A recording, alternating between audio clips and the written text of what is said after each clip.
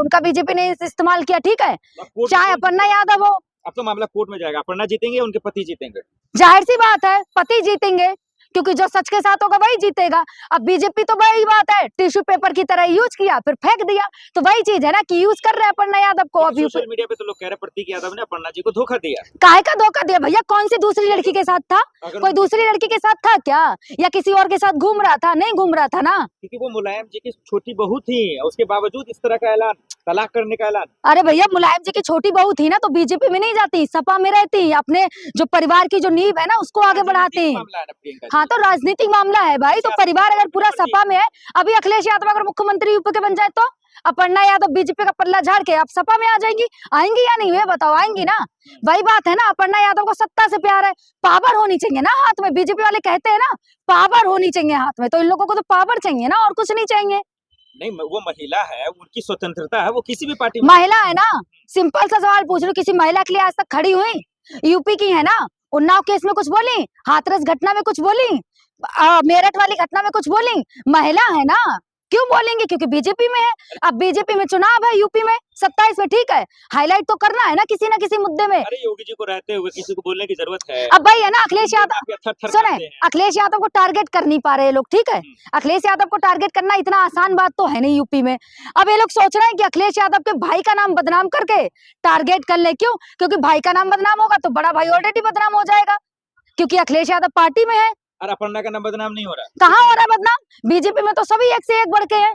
कौन नहीं है? एक स्मृति ईरानी, एक कंगना रनावत, एक कौन है?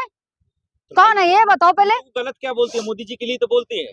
हाँ मोदी जी के लिए क्या बोलती है? अच्छा फूल दे रही थी, और क्या कभी कभी तो मैं तो ये कहूंगी कंगना रनावत खुद भूल जाती है कि भैया मोदी जी उन्हीं की पार्टी से हैं, प्रधानमंत्री हैं, और क्या बोल देती हैं बेतुकी बातें। और बीजेपी में जितनी महिलाएं हैं ना, कोई एक महिला किसी एक बेटी के लिए आज तक नहीं बोली।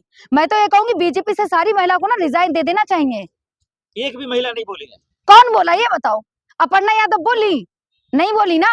अखिलेश यादव मिलने भी आए थे, तब यही लोग ट्वीट करके कह रहे थे राजनीति कर रहे हैं। काहे राजनीति कर रहे हैं? बेटी को इंसाफ दिलाने तो आए थे। आप कसम खा के अपर्णा के पीछे पड़ गए, दुश्मनी है क्या आपको? मेरी कोई पर्सनल दुश्मनी नहीं है, ठीक है, क्योंकि मैं ब्राह्मण हूँ, ठीक है, मैं ब्राह्मण हूँ, यूपी से, मेरी किसी से कोई दुश्मनी नहीं।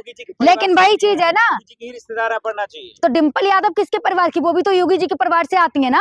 ये भूल गए क्या? लग रहा है मोदी जी ने ना 500 रुपए वाला मैसेज आज तुम्हारे पास किया कि डिम्पल यादव के बारे में नाम नहीं लेना, क्यों? क्योंकि वो भी योगी जी के परिवार से। अपर्णा यादव अगर योगी जी के परिवार से है ना, तो डिम्पल भी योगी जी के परिवार से। अच्छा, मैं तो ये कहूंगी डिम्पल जब मस्जिद में जाती है, मीटिंग करती है, तब तो उनके कैरेक्टर पे आपको सवाल नहीं उठता है। हाँ, मुसलमानों के लिए तो ठीक जाती है वो। हाँ, डिम्पल भी तो गई थी। अरे तो डिम्पल यादव मंदिर नहीं जाती, मंदिर नहीं जाती डिम्पल यादव। डिम्पल यादव हर जगह जाती है, क्यों? क्योंकि पार्टी में है, ठीक है। और ये अपर्णा यादव मस्जिद गई है आज तक? कभी देखा आपने मस्जिद में अपर्णा यादव को?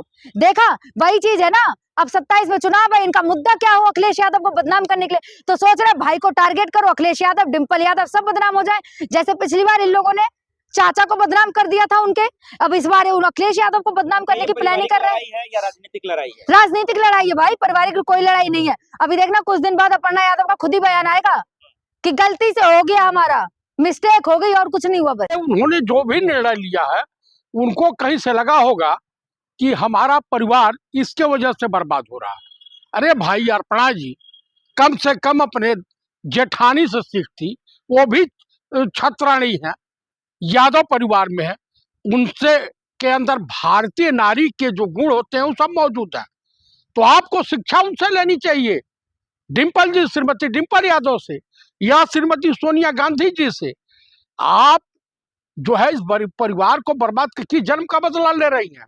भाई नेताजी ने आपके पिता के ऊपर उपकार किया था अपने बेटे की शादी करा करके, और आप लोगों की रजामंदी से आप पत्रकार रही हैं, और आप जो है इस तरह से खेल खेल रही है, ये उचित नहीं है। अरे योगी के परिवार की हैं जी। योगी के परिवार की हैं तो चली जाए योगी के पास, वही रहना चाहिए ना। भाजपा में गई, आपको भाजपा में भी निराशा हाथ लगी, और अगर पत्रकारिता करती तो पत्रकारिता करते रहती। भाजपा में क्या निराशा लगा जी? इतने बड़ी जिम्मेदारी दे रखा है उन्होंने, अब क्या उसको निराशा क्या? किस वजह? आप बताइए, परिवार भरा पूरा परिवार तो बिखर गया, यही निराशा हाथ लगी है।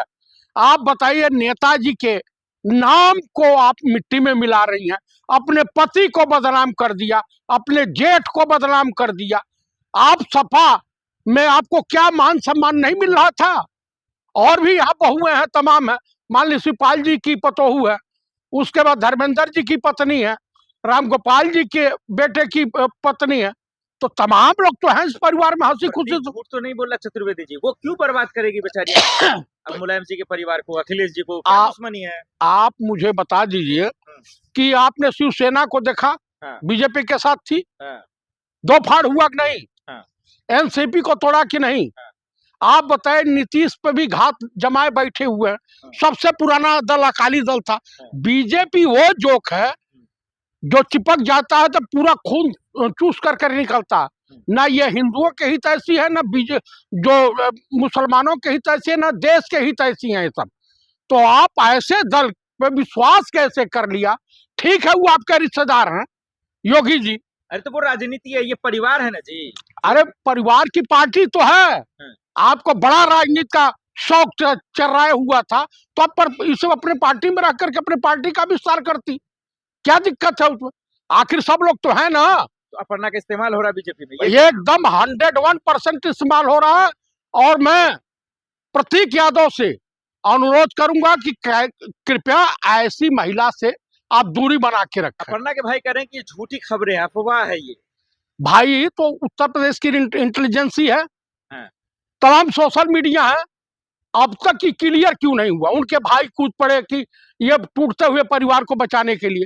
अभी अखिलेश जी का कोई बयान नहीं आया, शिवपाल जी का कोई बयान नहीं आया, धर्मेंद्र जी का कोई बयान नहीं आया, डिम्पल जी का कोई बयान नहीं आया।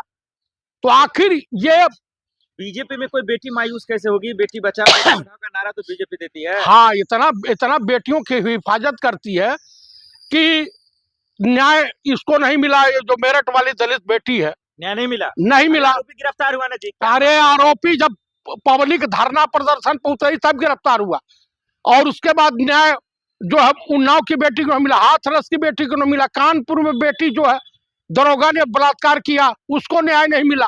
आप बताना क्या चाहते हैं? मोदी योगी के रहते कोई बचेगा जी? आप अरे महाराज, 24 लोग जो है जहरीला पानी पिला करके मध्य प्रदेश इंदौर में मार डाला। इन सबों ने साधुओं के ऊपर कहर बन करके गिर रही है इनकी पुलिस। जगत गुरु शंकराचार्य को मारा, बेइज्जत कर दिया। आप बताइए कि तमाम योगी जी कह रहे कि आई से आप देख लीजिए बनारस की दशा, संस्कृत सभ्यता का कैसे हनन हो रहा है।